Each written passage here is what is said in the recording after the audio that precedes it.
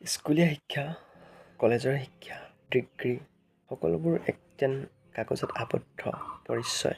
কেতিয়াবা ঠিক তেনেকুৱা অনুভৱ হয় যেতিয়া আমি নিজৰ যোগ্যতা অনুসৰি কামৰ কাৰণে আগবাঢ়োঁ।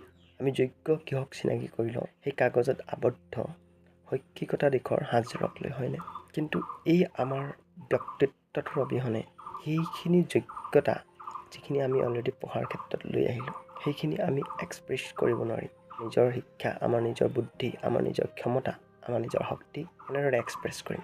কমিউনিকেশ্যনৰ সহায়ত শব্দৰ দ্বাৰা প্ৰকাশ কৰিম, আমি লিখি প্ৰকাশ কৰিম, নহ'লে কামৰ দ্বাৰা প্ৰকাশ কৰিম। এই সকলোখিনি আমাৰ পাৰ্চনেলিটি অংশ। মাত্ৰ শিক্ষাই যথোপযুক্ত নহয় জীৱন সুৰক্ষা কৰাৰ বাবে। শিক্ষাক এক বুদ্ধি আৰু উপযুক্ত দিশত প্ৰয়োগ কৰা জ্ঞানৰ অভাৱ যদি হয় তেন্তে সেই জীৱন দুৰ্বল নাৱৰ যাত্ৰাৰ দৰে হৈ পৰিব।